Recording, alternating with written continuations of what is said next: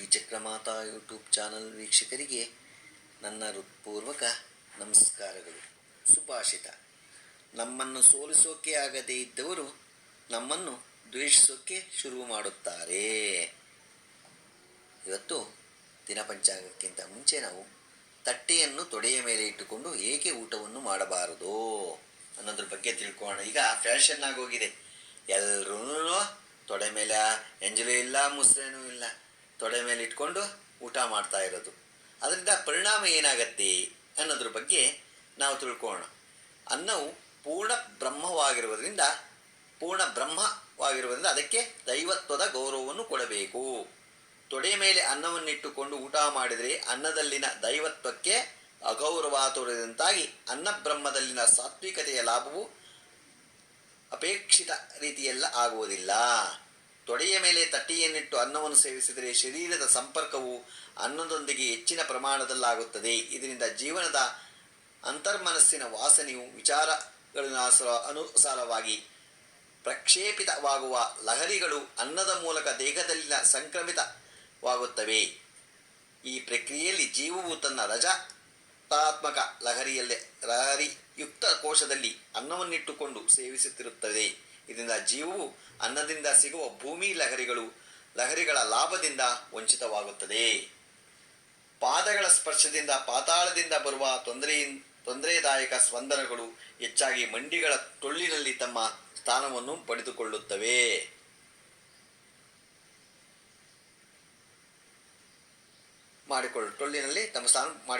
ತೊಡೆಯ ಮೇಲೆ ತಟ್ಟೆಯನ್ನಿಟ್ಟು ಊಟವನ್ನು ಮಾಡುವುದರಿಂದ ಸ್ಪರ್ಶದ ಮಾಧ್ಯಮದ ಕಾಲು, ಮಂಡಿ ಮತ್ತು ತೊಡೆಗಳಲ್ಲಿ ಸುಪ್ತವಾಗಿರುವ ಸ್ಪಂದನಗಳ ಕಾರ್ಯನಿರತವಾಗಿ ಅನ್ನವು ಅಪವಿತ್ರವಾಗಬಹುದು. ಆದುದರಿಂದ ಊಟದ ತಟ್ಟೆಯ ತೊಡೆಗಳ ಮೇಲೆ ಇಟ್ಟುಕೊಂಡು ಊಟವನ್ನು ಮಾಡಬೇಡಿ. ಗೊತ್ತಾಯ್ತಾ? ನಾವು ಯಾವಾಗಲೂ ನಮ್ಮ ಒಂದು ಹಿಂದೂ ಸಂಪ್ರದಾಯದಲ್ಲಿ ಇದೆ, ಅದನ್ನು ತಿಳ್ಕೋಬೇಕು. ನಾವು ಒಂದು ಮಡಿ ಅಂದ್ರೇನು, ಒಂದು ಮೈಲಿಗೆ ಅಂದ್ರೇನು, ಇದು ಅಂದ್ರೇನು, ಒಂದು ಕ್ವಶನ್ ಮಾಡೋಕ್ಕೆ ಹೋಗಬಾರ್ದು. ಒಂದು ಒಳ್ಳೆಯದನ್ನು ಹೇಳಿದಾಗ, ಯಾರು ಒಂದು ಒಳ್ಳೆಯದನ್ನು ಹೇಳಿದಾಗ ಯಾಕೆ ಅನ್ನಕ್ಕೆ ಹೋಗಬಾರ್ದು. ಅದರಿಂದ ಯಾವಾಗಲೂ ಅನ್ನನ ನೆಲದ ಮೇಲೆ ಕೂತ್ಕೊಂಡು, ಕೈಲಾಗದೇ ಇದ್ದವರೇನೋ ಮೇಲ್ಗಡೆ ಕೂತ್ಕೊಂಡು ಊಟ ಮಾಡಲಿ. ಆದರೆ ನೀವು ಅನ್ನವನ್ನು ತೆಳಗಡೆ ನೆಲದ ಮೇಲೆ ಇಟ್ಕೊಂಡು ಒಂದು ದೈವ ಸ್ವರೂಪವಾದ ಅನ್ನ, ಒಂದು ದಿನ ಅನ್ನ ಸಿಕ್ಕದೆ ಇದ್ರೆ ಅದರ ಒಂದು ನಮಗೆ ಇವಾಗ ಚಿನ್ನ ಇಟ್ಕೊಂಡು ಇದು 100 ಕೋಟಿ ಚಿನ್ನ ಇದ್ರಾಗತ್ತಾ? ಒಂದು ದಿನ ಅನ್ನ ಇಲ್ಲದೆ ಆದರೂ ನಾವು ಇರೋಕ್ಕಾಗಲ್ಲ. ಅದು ದೈವ ಸ್ವರೂಪ. ಗೊತ್ತಾಯ್ತಾ? ಅದರಿಂದ ಗೌರವ ಕೊಡಿ. ನೆಲದ ಮೇಲೆ ಕೂತ್ಕೊಂಡು ಊಟ ಮಾಡಿ, ತೊಡೆ ಮೇಲೆ ಇಟ್ಕೊಂಡು ಊಟ ಮಾಡಬೇಡಿ. ಇವತ್ತು ನಾವು ದಿನಪಂಚಾಂಗವನ್ನು ತಿಳ್ಕೊಳ್ಳೋಣ.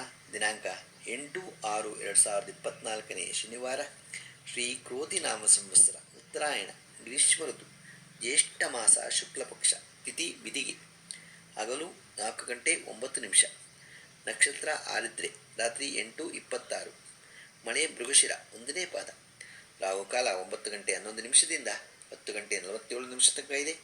ಗುಳಿಕ ಕಾಲ 5 ಗಂಟೆ 58 ನಿಮಿಷದಿಂದ 7:35 ತನಕ ಇದೆ. ಯಮಗಂಟೆ ಕಾಲ 1:59ರಿಂದ 3:35 ತನಕ ಇದೆ.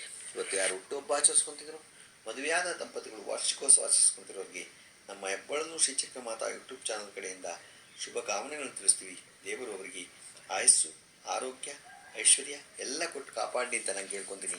ನಮ್ಮ ಹೆಬ್ಬಾಳಲು ಶ್ರೀಚಕ್ರಮಾತಾ ಯೂಟ್ಯೂಬ್ ಚಾನಲ್ ಯಾರು ಸಬ್ಸ್ಕ್ರೈಬ್ ಆಗಿಲ್ಲ, ದಯಮಾಡಿ ಸಬ್ಸ್ಕ್ರೈಬ್ ಆಗಿ, ಲೈಕ್ ಕೊಡಿ. ಇದು ನಿಮ್ಮದೇ ಚಾನಲ್ ಆಗಿರೋದ್ರಿಂದ ನಮ್ಮ ಲಿಂಕನ್ನು ಬೇರೆ ಗ್ರೂಪ್ಗಳಿಗೆ ಫಾರ್ವರ್ಡ್ ಮಾಡಿ. ನಮಸ್ಕಾರಗಳು.